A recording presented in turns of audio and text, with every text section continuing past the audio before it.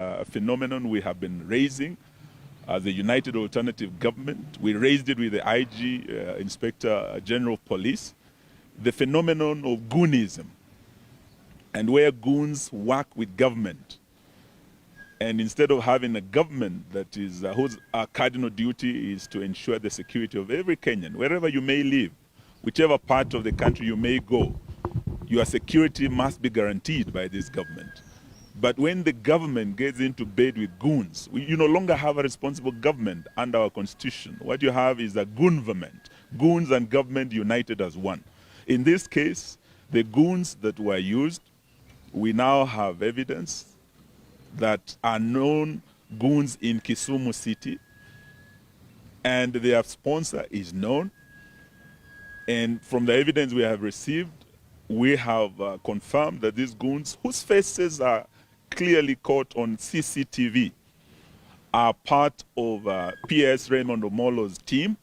They have been working with him, they have been seen with him, and even yesterday when they attacked Senator Osotsi, those who were sent were told that, oh, these are watu wa mkubwa, these are Raymond Omolo's boys, we can't touch them. We are demanding that PS Raymond Omolo resigns. He is the PS in charge of internal security. He cannot be the PS in charge of goons. And we are not just talking about the goons that attacked our brother. We're also talking about the goons that also attacked Best Western Hotel in Kisumu. They are the same goons sent by the same PS. The goons that came to Malava to attack us, they were hired goons from Kisumu. In 20 hours, they came to Malava, attacked the Honorable Seth Panyako and I and our convoy.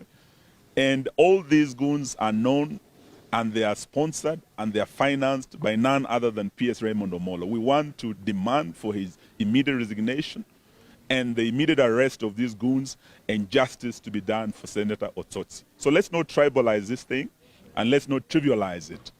It is a menace that is going to affect us and the coming general election if it's not addressed now.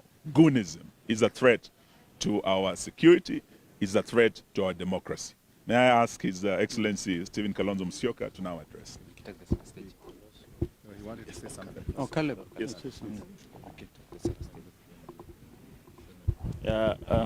Thank you very much, my seniors and members of the First Estate. Again, it's a sad day in our country. We've seen a series of attacks on leaders. It started with the Kisumu Hotel, our brother Raphael Tuju. We were attacked as Linda Mwananchi during our rallies, both in Kitengela and in Kakamega. And those who are trying to single out this event, I see some sponsorship across social media to try and portray it as a love affair. When these goons were paraded in Kisumu Airport, and the entire Kisumu Airport was full of goons, what love affair was there? They are the same goons who wanted to attack the entire team of Linda Mwananchi on our way to Kakamega. And they seem to have a command center. And this goon seems to be all over the country. I think it's no longer business as usual. And as leaders of this country, we are calling the president himself. Let's not even talk about the dog. They are the owners of these dogs. Is the President William Ruto. You are spoiling our country. This is the democracy that brought you to power. Just respect Kenyan democracy. It allows people to express themselves. This is the democracy and the freedom of expression and association that Baba Raila fought for so many years. Why do you want to dance over this democracy Baba fought for while claiming to preserve his name? It is a shame, and trying to pit one tribe against the other. This is not a war of tribes. We are telling our brothers from Luo Nyanza and the Luya Nyanza, and the Luyas, we live together as brothers and sisters. Let nobody try to show or try to create animosity between two tribes. It is nothing to do with tribal animosity. It is purely a system that is cracked, a system that is afraid to go home, and a system that is trying to create chaos and anarchy. This is not an anarchical country. This is a country with rules, constitution, order. And we will not allow William Ruto to bring Kenya down into an anarchical state. That one will not allow. And we are here to protect this country kwa vyovyote vile. The young generations have woken up, the Gen Zs are there, and even the Gen Alphas are coming. All generations are going to wake up and send William Ruto home. Thank you very much.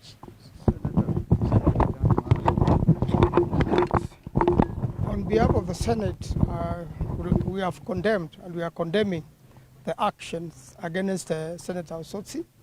And these are people who have now been identified. They are known. They have committed a criminal act on the face of everyone and on the face of the law. And the IG and the DCI boss have allowed a lot of crime like this to go unattended and without prosecution. I'm really challenging the IG this time around and his police system to make arrests, and we want to see justice being done for Osotsi, and that such other acts stopped all over the country, because these goons are hired everywhere. And anyone, on a lot of occasions, shouting one time is either kidnapped or beaten up the same way Osotsi was done. And therefore, it's a time now we want to see action. We want to see them in court. And in fact, this is attempted murder on Osotsi. And the goons should not be charged with a lesser offense.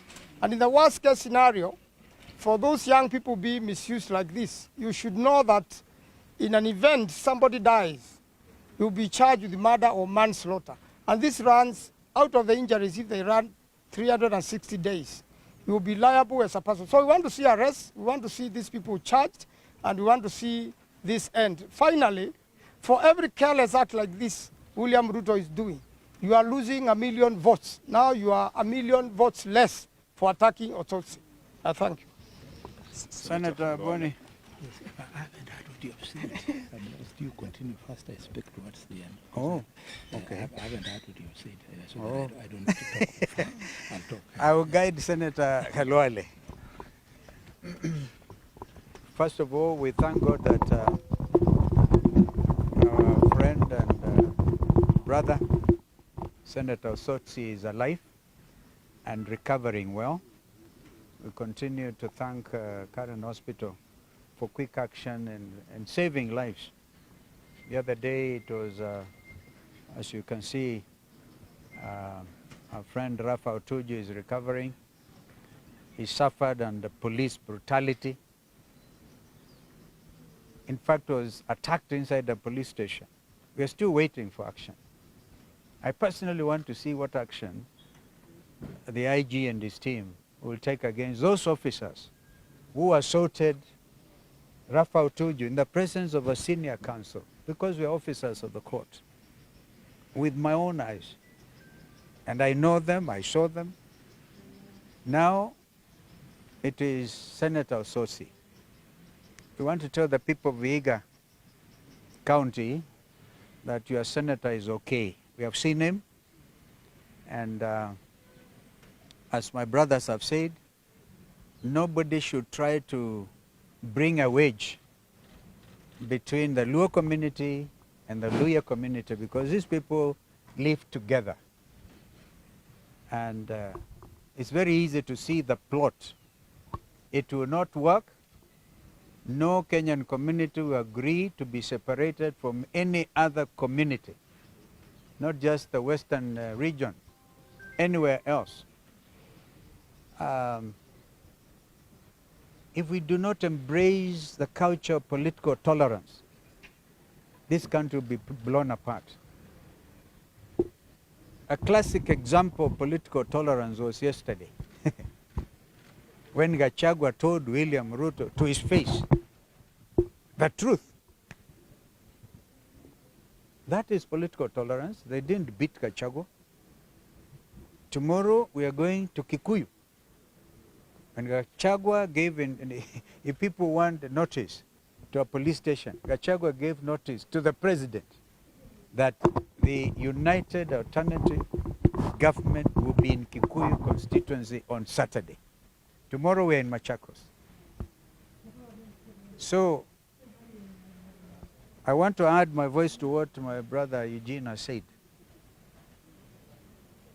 Maybe we can give notice, maybe we can say this and the other.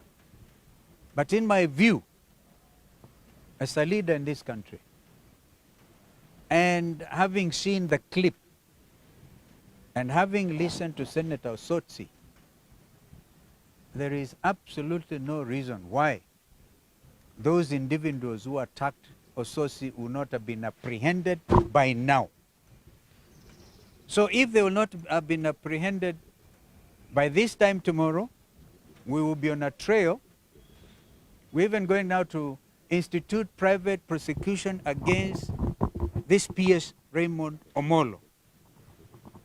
You see, him together with the Minister for Interior, Kipchumba Murkomen, are very powerful individuals. Of course, and the order goes that way. This is office of the president. This is William Ruto's office. And therefore, we hold him to account if he doesn't order arrest of these goons now, and he doesn't ask. We saw him firing people over this fuel scam. This is a bigger scam because it has to do with the lives of Kenyans. So Raymond Omolo should immediately resign, and Kipchumba Murkomen should advise Ruto quickly. Ruto, of course, has all the facts. They wanted to zone this country so that no opposition leader, alternative government leader, will set foot democratically in Kisumu or Western Kenya. Now, shame on them, because Kenyans have come of age. They will not accept this type of leadership. So, wajiandae kwenda nyumbani. And this one, Osotsi will recover. Why attack him? The man said, you threw me out of a kangaroo NDC of ODM. Nimekubali. Sitaki hata kuzungumza hiyo maneno. This is not the only political party in the country. Why then go on and attack him? So the country stands in solidarity with Senator Osotsi. And we want to see, I think, today Senator Manzo and Kalwale are here. I don't know whether you're going to call for a special sitting, yeah, discuss as a matter of urgent national importance, a motion of adjournment both in the Senate and in the National Assembly. Because if you don't do this, today is Osotsi, tomorrow is you, Kwanza Galalo, where they are targeting you. Yeah. You've mentioned PS Raymond Omolo. Yeah, to resign immediately. You've mentioned him. If he doesn't, we'll go for private prosecution. Yeah. And by the way, we are giving it up to tomorrow. We saw these others who are forced to resign. You know, we can resign. And it's a scam. We all know Kenyans are following that fuel scam. Okay? But the whole thing is there. People are saying, they're saying these are Wakubwa's men. Raymond Omolo's name is plainly placed before Kenyans. These are his goons. These are his goons, all right? These are his own goons, okay? And by the way, all the goons, the ones who are beating the Gen Zs, right? Escorted by police, because it's a man, the police report to him, okay? It's as simple as that. And we are leaders. We are calling on him to do the honorable thing, resign. If he doesn't resign, his boss Ruto fires him. If he doesn't fire him, we'll go for both. Thank you. Senator Halwale. Halwale now. Kwanza wewe. Thank you very much. I was still seeing Senator Osotsi. I didn't know that the press had started.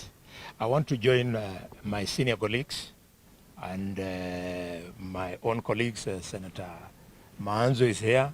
In the remarks they have just made, this is a very serious problem.